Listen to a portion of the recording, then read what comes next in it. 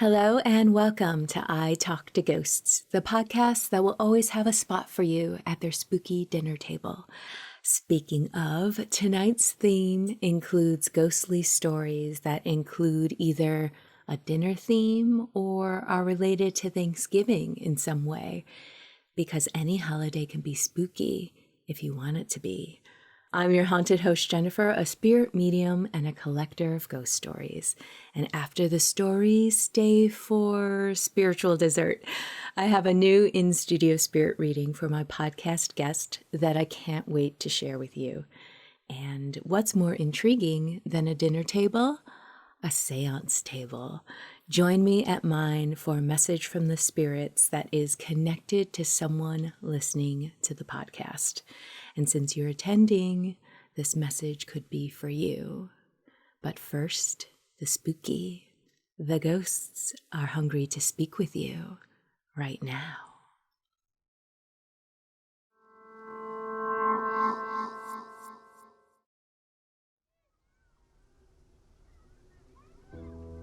My cousins have property basically in the middle of nowhere. They have a huge farmhouse, a barn, stables, and everything. Every year for Thanksgiving, we drive up to their place to celebrate. They have a huge house and it has plenty of space for everyone. That year, it was strangely warm for November, like short sleeve weather, so the parents expected us to play outside. My eldest cousin John suggested we play hide and seek. Before we all scattered, he pointed to the abandoned guest house and said that it was haunted. We laughed because John was a big liar and no one believed him. But, oh boy, he sure was right. George, my other cousin, dared me to hide in the guest house. I glanced over at the dark, paint-peeled house. I didn't want to seem like a baby, so, of course, I agreed. I creaked open the door and snuck in. I then went up a decayed set of stairs to the second floor and ran into the first room I saw. The floor was soft and wet, but the only thing on my mind was hide and seek. I hid in the closet and sat down. There was a black cloak hanging in the closet, and I hid behind that. I was hiding for about 15 minutes before I heard the door downstairs creak open. A little boy giggled. I thought maybe it was George, but then they started coming up the stairs. The footsteps stopped in front of my room. I froze, trying to stay still. But then a boy stepped into the closet. It wasn't George. He was pale and covered in blood, his eyes hollow sockets. He sat on the floor next to me, giggling for what seemed like an hour. I couldn't look at him. Then there was silence. I ran out of the closet and down the stairs. I ran inside to where my parents were, and everyone was frantically looking for me. I told them everything. John gave me a look. I warned you it was haunted, he said. It turns out he met the same boy in the guest house when he was little. I'll never forget that Thanksgiving.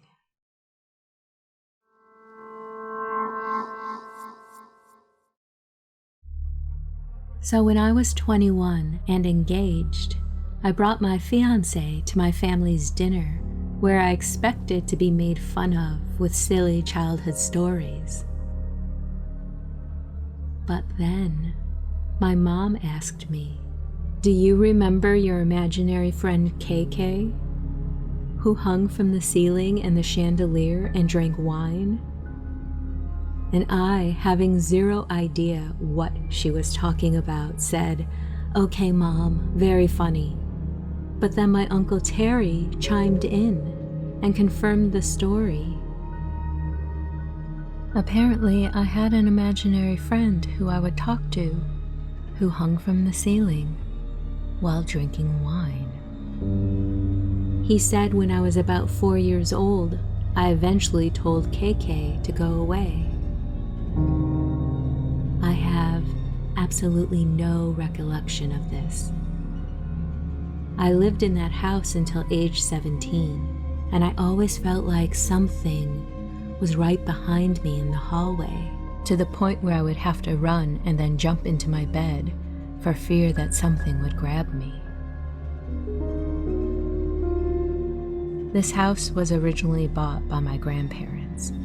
In my Uncle Terry's room, there was a secret hatch to the crawl space, and while exploring inside, they found a wooden doll in a black sealed box.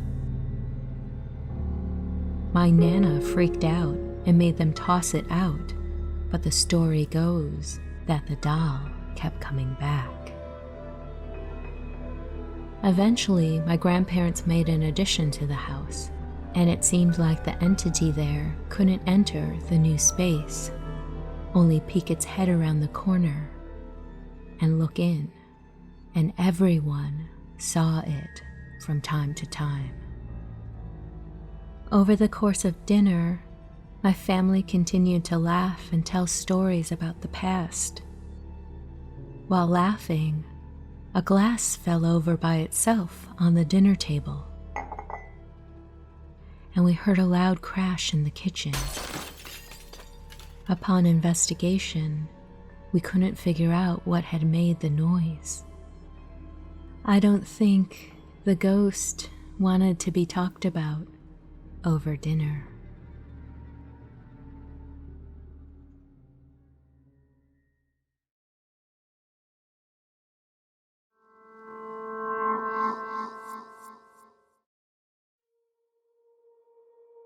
Some years ago, when I was 10 years old, my family and I were visiting relatives for Thanksgiving at their home. We had been to their house many times in the past, and I had never had any sort of paranormal experience there before. There were quite a few relatives staying at their house that weekend, so my cousin, who's 2 years older than me, and myself were staying in an extra bedroom in the basement. We went to sleep, and I woke up in the middle of the night for no reason at all. I sat up and was looking around the room, and I noticed a small green light coming into the bedroom from under the closet door. I hadn't noticed any light there before, but I tried not to be concerned. I rolled over and tried to go back to sleep. After a few minutes of trying to sleep, I suddenly got a feeling that someone was watching me. I rolled onto my back and opened my eyes, and I saw a figure standing over me. At first, I just saw a shape, but my eyes adjusted to the darkness, and I realized it looked exactly like my cousin. Annoyed, I asked him what he wanted, but he didn't say anything or even move. He just continued to stand there and stare at me with a blank expression. At that point, I yelled at him, "What do you want?" And I attempted to push him away from me, but my hands passed straight through him. At the same time, I heard my cousin make a noise and move in his bed, So I looked over and saw him, still asleep. I looked back to where the figure was standing, and it was gone. Needless to say, I didn't get much sleep for the rest of the night. When morning came, I told my cousin about it, and he said he had seen and heard strange things in the house before, but nothing like that. I told my aunt and uncle about what I saw the next morning, and they didn't really comment on it.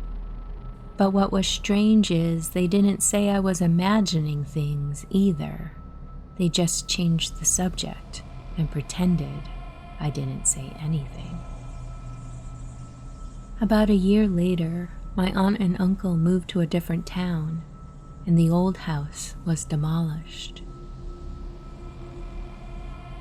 In the years since then, my cousin has told me about many paranormal encounters he has had, and it makes me wonder if there's some kind of spirit that is attached to him.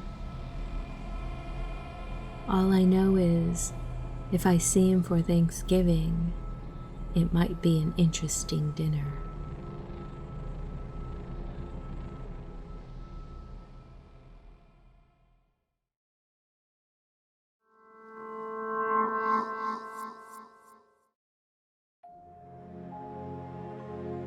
Book a tarot reading with me. Tarot can be a wonderful source for affirmation, validation, and inspiration.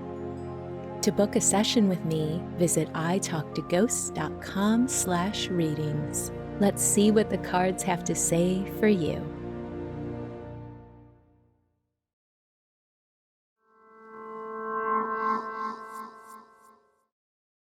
Hello and welcome back to I Talk to Ghosts. My guest this evening is Mary. Mary, how are you doing? Welcome to the podcast. I'm doing wonderful. Thank you for having me. I'm very excited. I am very excited too. This is just going to be a pleasure. I know it.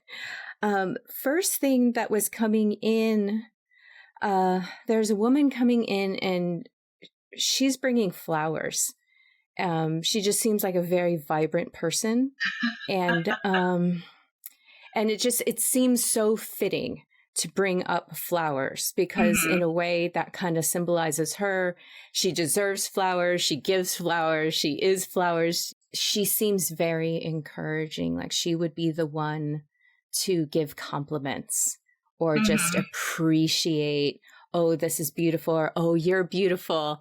You know, in fact, like while I was getting ready, she was like, you don't even have to do your hair. Look at that. Oh, you know, no. And like I was pulling my hair back to, and she's like, oh, look, I was pulling my hair back to do my makeup. And she's like, it looks good that way too. And I'm like, oh my goodness, who is this? It kind of sounds like my mother-in-law. Yeah, she unfortunately passed away earlier this year, and she loved going outside and picking random flowers, and she really was just like, oh, you're beautiful just the way you are, like she was always very, very encouraging, but also very straightforward and honest. Mm-hmm. Yeah, this was genuine. Yes. This was not, let me just butter you up or anything like this. This was like just her mindset with things. And, and just with anything in general, I feel like she just appreciated, she appreciated a lot of things. Yeah, she definitely took time to appreciate the little things, and she was great. She really was. Now, with someone, I was getting the impression of nice handwriting and notes, like giving people stuff and putting notes on it. Like, say, cookies. And like, here, these are for you. Make sure to eat these today. That sort of thing. Yeah, it kind of sounds like my great granny too. Yeah, she had beautiful handwriting, and she loved to have like little treats out for people, and Yeah, she was very much like that. Were sending cards and birthday cards and things like that really important to her? Oh yeah. She's showing me cards and letters and how there was a note. There's like a note for everything. Yeah. Yeah, she had to give you a card for every occasion, and yeah, that definitely sounds like her. Did someone like to wear patterned clothing? I'm seeing a lot of just patterns in their clothes, diamonds and stuff. Nothing loud and crazy, but some people like print more than solids. You know what I mean? Yeah, that sounds like my mother-in-law too. She loved to have all kinds of cool, like patterned, flowy tops. Like whenever I think about her style, I just think of like hippie, boho type. Yes, exactly. Okay. Yeah, she was very much in that era for sure. Okay. Oh, did she have the stylish jewelry too? She was like put together. Like she had the outfit. She just really had like the free flowing, like had all kinds of like cool, unique, like ornate jewelry and like rings and earrings and cool necklaces and all that kind of stuff. So she's showing me that her mindset was the world was this huge, expansive place. And to be able to understand other people's points of view or to be able to travel or the ideas that people had and the experiences. She wanted all of it. Is what she's showing me. And I think she wants to encourage that in you a little bit. Like she's like, be bold. Be bold. You'll have so much fun out there. Like it's hard to leave our comfort zones, but because we're not comfortable with the unknown, right? But when we're immersed in it, she's like, you will find things you love or didn't even know you would love. Yeah, that definitely sounds like her because I'm more of like a homebody, and but she was just very much into like going and exploring and seeing all the cool things you can find and cool things you can do. So it was, yeah, that sounds like her for sure. She liked the deep philosophy of things.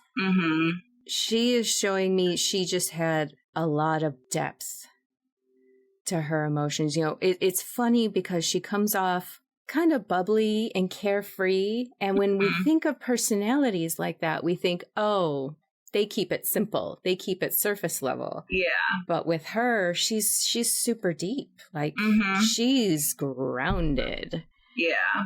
The inner support that she had and was able to give to others, and then the choice to live on the bright side of things. That's really admirable. Yeah, I do miss her. I'm in nursing school right now, and she was a nurse for a while, and I always admired how intelligent and smart she was, and just knew all kinds of random facts, knew a little bit about everything. And yeah, I was going to ask you if she was a bit of a teacher. Because when I see colors, yellow to me means teaching. I don't know why. And I'm also seeing like baby blue, which is like throat chakra, which tells me she could communicate and maybe even had a lovely voice, but was able to speak intelligently and engaging and with engagement, So those aspects of her are coming through. As you were talking, I was seeing like smooth, like river stones. It feels very zen. Yeah, she, when my husband was younger, she would take him to, like a cool, like mining area where, you could go and like dig for all kinds of like cool rocks and gemstones. And, she would always collect these little like stones and rocks. And Okay. yeah. Other energy that I was picking up, this felt like a man who, younger, or at least when he was younger, was really adventurous and had a lot of energy and was restless. Yeah, that could be my previous stepfather. Yeah, he was a little bit older than my mom, but I do know that he like did a lot of traveling for work, and there was a picture of him in like Vegas. But yeah, he actually lets me know every once in a while that he's hanging around. He's hanging around. I don't know if you know much about his past, but as a youth, he's like, yeah, I used to get into trouble. Yeah, that wouldn't surprise me. Yeah, he's like, oh, the stories. I can only imagine. Yeah, so he's definitely around you too. Was there anyone else that you were hoping would come through today that hasn't yet? There was, I don't know, she was very much like an auntie to me. And she had pancreatic cancer and was battling that for 3 or 4 years before she finally passed. I miss her a lot. Okay, so I completely think she's here. Let me explain my point of view. I had a hard time figuring out who she was to you. I was going towards aunt, but it wasn't quite right. And also, personally, I just had someone pass away with stomach and pancreatic cancer. So that was mixing up for me because it's like, no, I'm reading myself, or how, Yeah. you know, like very dismissive in my head. So does she like to read? I do know that she carried her Bible around with her a lot. Okay.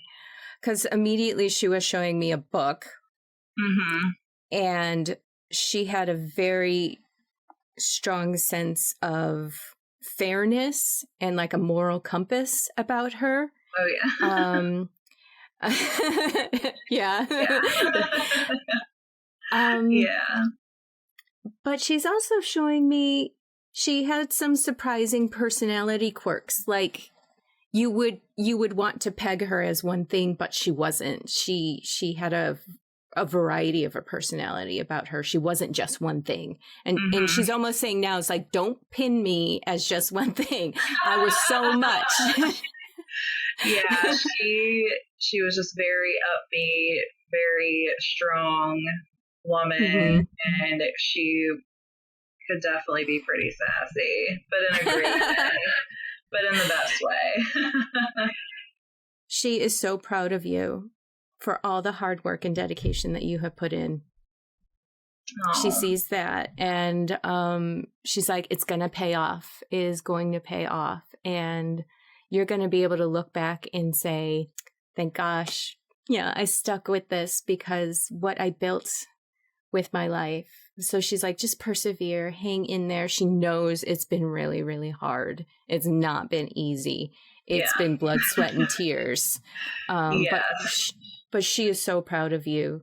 Is like, again, I'm seeing that garden metaphor of you're growing something, you're tending to it, and it's going to be beautiful. It's going to be beautiful. Yeah, that definitely sounds like something she would say. Oh. Yeah. I have some other messages that I wrote down for you. Everyone says, remember to play. If we're always serious, life is too serious. Okay.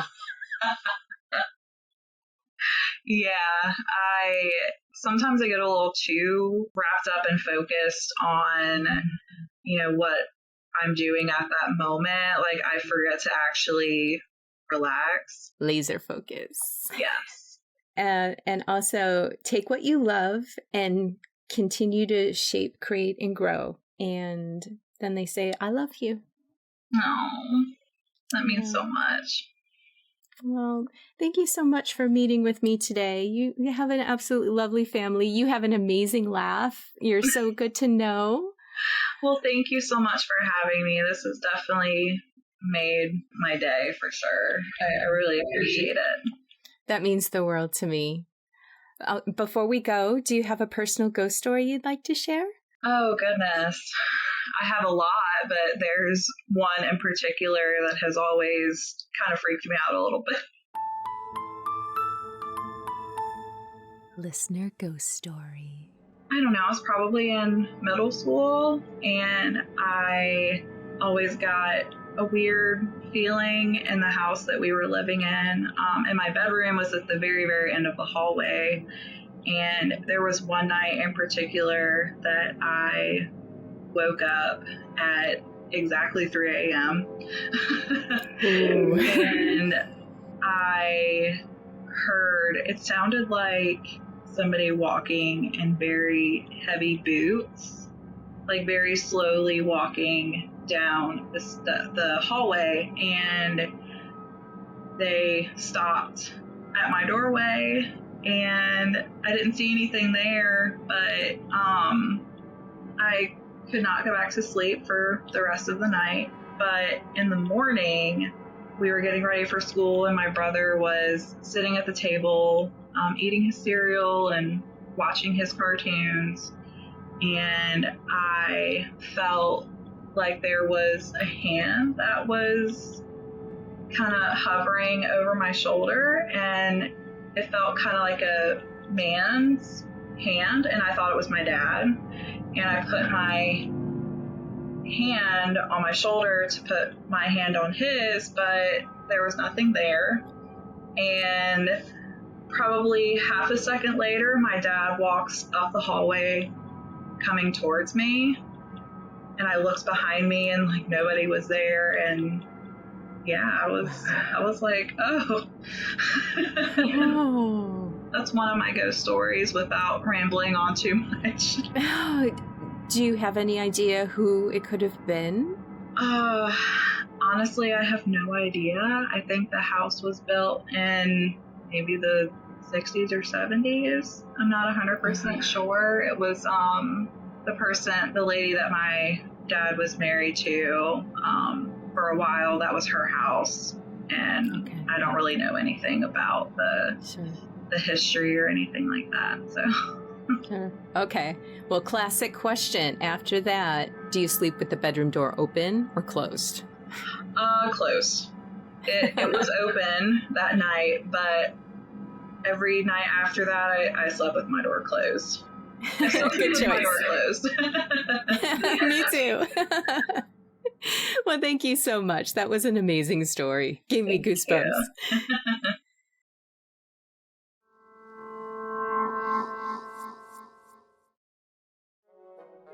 Would you like a free spirit reading with me and record your reading for the podcast? Sign up for your chance to be selected by visiting italktoghosts.com/guest. And as an added bonus, if you don't want to leave your reading up to chance, I'll let you in on a secret. There's a discount offer to book a private session with me, so you can book a date and time for certain. Visit italktoghosts.com/guest for more details. I can't wait to meet you. Hello and welcome back to I Talk to Ghosts. I have a message from the spirits this evening, so thank you for joining me around my seance table. Tonight I will be working with sandalwood. I have this teeny little vial of liquid sandalwood. I love working with this. Sandalwood is very much a traditional element to work with when communicating with spirits or conducting a seance. Sandalwood is believed to let spirits know that they are welcome to come close and gather and communicate with you. So it's very lovely to have. at your table.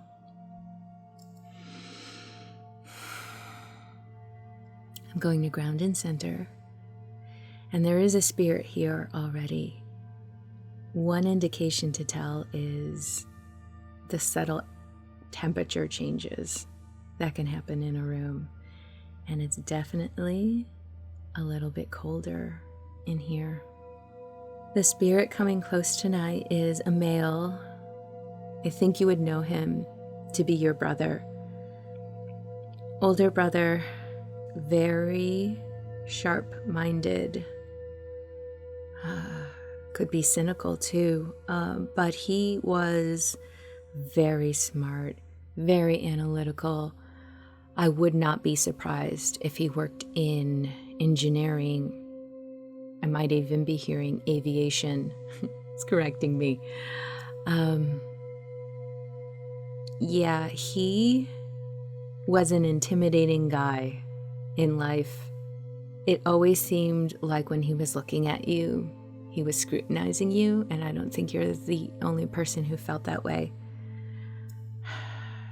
What he wants to admit now is that he was also very critical with himself, very much so. The voice in his head was not kind to himself.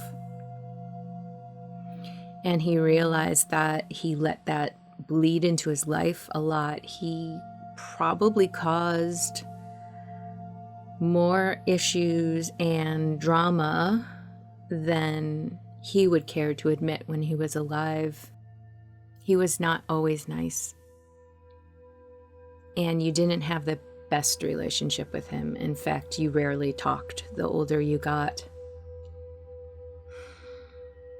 The message he wants to give to you tonight is honestly one of love, which might seem uncharacteristic of him, but that's exactly what I'm feeling genuinely. And he sees you as such a natural, nurturing, caring person. He's calling you Mother Nature. That you just have abilities that he completely lacked, and if he can express that now, he wants to. That he loves how gentle you are, and he wants to encourage you to never hold back your emotions, that if you ever feel vulnerable doing so, he thinks that that's a crime.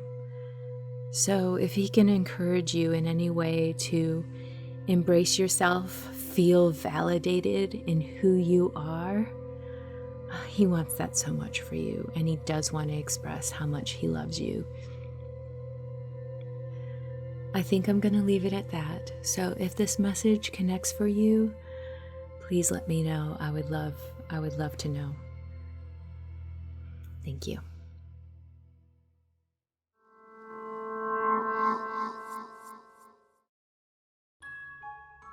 This year, when you're at another boring holiday gathering, make sure to turn to the person next to you and ask, "Hey, do you know any good ghost stories?"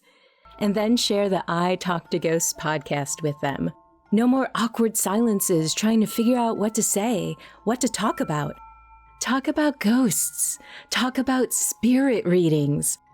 Share the I Talk to Ghosts podcast. Thank you, and happy spooky holidays.